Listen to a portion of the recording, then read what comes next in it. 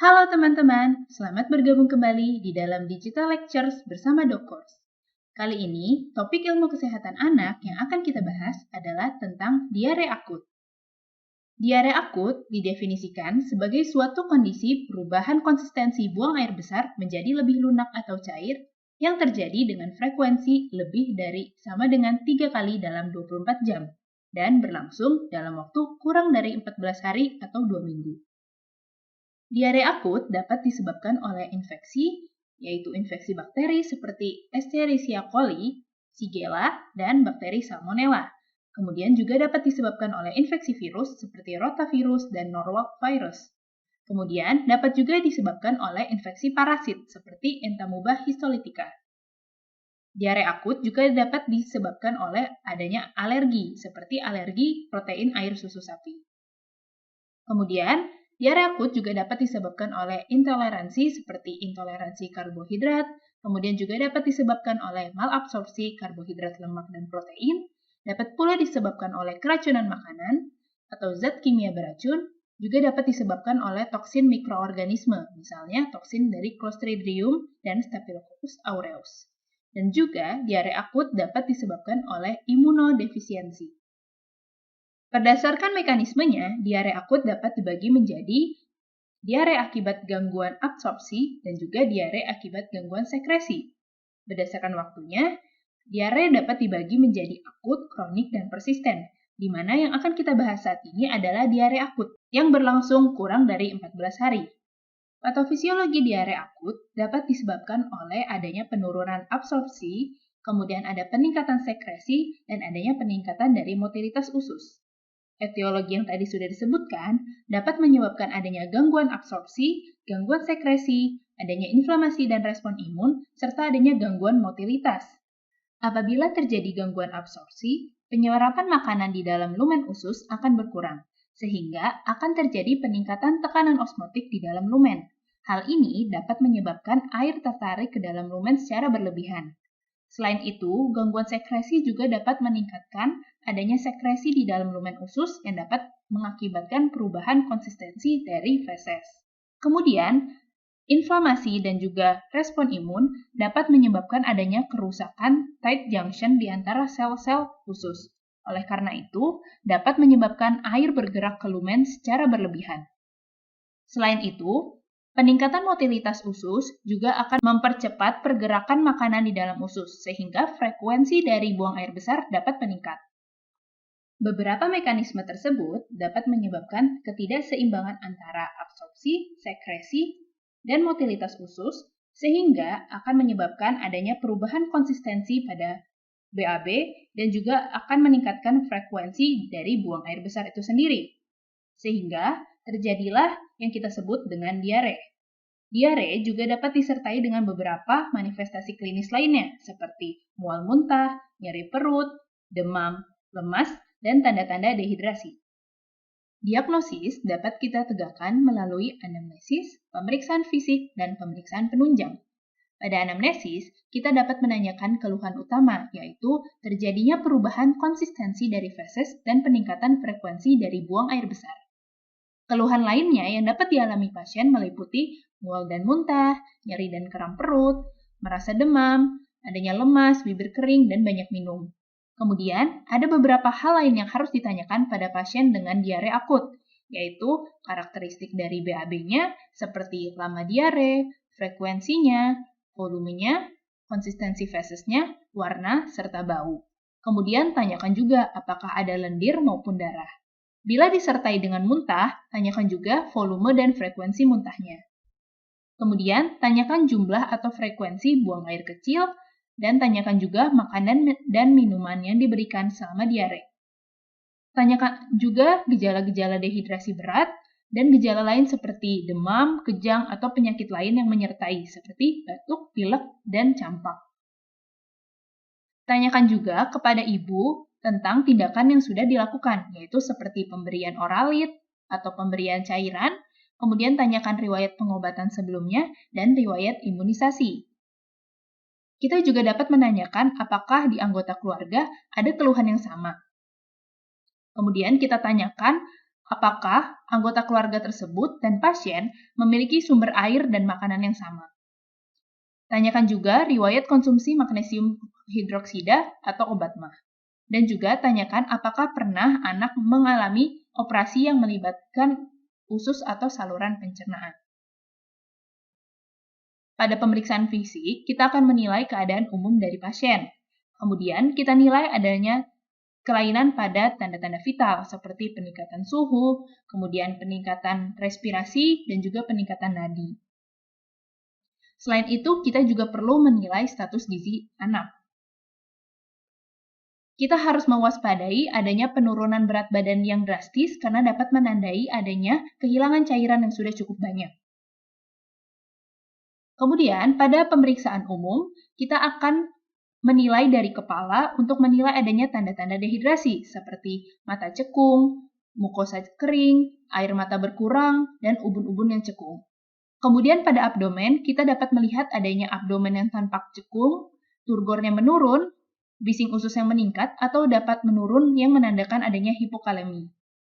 Kemudian, pada bagian anus, kita dapat menemukan adanya ruam di sekitar anus atau yang kita sebut dengan perianal rash. Pada pemeriksaan penunjang, kita dapat melakukan pemeriksaan feses rutin, baik secara makroskopik dan mikroskopik. Pada makroskopik, akan dinilai warna, konsistensi, adanya darah, lendir, serta nanah pada feses. Dan untuk penilaian mikroskopik feses, kita akan menilai adanya eritrosit, leukosit, telur cacing, amuba, dan lemak. Pada dehidrasi berat, kita perlu melakukan pemeriksaan laboratorium lebih lengkap seperti darah rutin, elektrolit, dan analisa gas darah. Pemeriksaan penunjang dapat membantu untuk menentukan etiologi dari diare akut yang dialami oleh pasien. Selanjutnya, setelah kita melakukan pemeriksaan fisik, kita harus menentukan derajat dehidrasi. Penentuan derajat dehidrasi ini berguna untuk menentukan rencana terapi yang akan kita berikan. Di sini kita akan mengelompokkan anak menjadi 3 kelompok, yaitu tanpa dehidrasi, dehidrasi ringan sedang, dan dehidrasi berat. Ketiganya akan menentukan terapi yang akan kita berikan. Pada anak tanpa dehidrasi, kita akan memberikan rencana terapi A, sedangkan pada anak dengan dehidrasi ringan sedang akan kita berikan rencana terapi B, dan pada anak dengan dehidrasi berat, kita akan berikan rencana terapi C. Kita juga perlu mengenali tanda-tanda bintang untuk mengenali dehidrasi secara cepat. Pada anak dengan dehidrasi ringan atau sedang, kita dapat menemui anak tampak gelisah dan rewel. Kemudian, anak tampak kehausan dan ingin minum. Kemudian, kita dapat menilai turgor anak kembali lambat. Turgor adalah tingkat kelenturan kulit untuk menentukan apakah anak kurang cairan atau tidak. Cara melakukannya adalah dengan cara menarik kulit perut anak, kemudian kita lepaskan. Apabila lipatan kulit tersebut kembali dengan cepat, artinya anak tidak dehidrasi. Namun, jika kembalinya agak lama, berarti anak kekurangan cairan. Kemudian, pada anak dengan dehidrasi berat, kita akan menemukan adanya satu tanda bintang atau ditambah satu atau lebih tanda lainnya. Tanda bintang itu seperti letargi atau adanya penurunan kesadaran, anak sudah kesulitan atau tidak dapat minum, kemudian turgor kembali sangat lambat. Setelah menentukan derajat dehidrasi pada pasien, kita akan menentukan tata laksana yang akan diberikan. Prinsip tata laksana dari diare adalah dengan 5 langkah, yaitu rehidrasi, pemberian zinc, pemberian ASI dan makanan, kemudian pemberian antibiotik secara selektif, dan pemberian nasihat atau penyuluhan kepada orang tua. Rehidrasi dapat menggunakan oralit atau secara intravena. Pemberian cairan didasari atas klasifikasi dehidrasi yang dialami oleh anak. Berikan cairan berdasarkan rencana terapi A, B, atau C. Pada rencana terapi A, untuk anak usia kurang dari 1 tahun akan diberikan 50-100 ml setiap kali buang air besar. Dan untuk umur lebih dari 1 tahun, maka anak akan diberikan 100-200 ml setiap kali buang air besar. Berikan oralit sampai diare berhenti. Bila muntah, maka tunggu 10 menit dan dilanjutkan sedikit demi sedikit. Jangan lupa juga teruskan ASI lebih sering dan lebih lama. Pada anak yang tidak mendapat ASI eksklusif, maka dapat diberikan susu yang biasa diminum atau oralit atau cairan rumah tangga sebagai tambahan, seperti kuah sayur, air tajin, air matang, dan sebagainya. Kemudian, untuk rencana terapi B, maka kita akan berikan berdasarkan jumlah berat badan atau usia. Secara umum, oralit yang diberikan adalah 75 ml dikali kilogram berat badan anak. Bila anak menginginkan lebih banyak oralit, maka berikanlah. Anjurkan juga ibu untuk terus meneruskan ASI.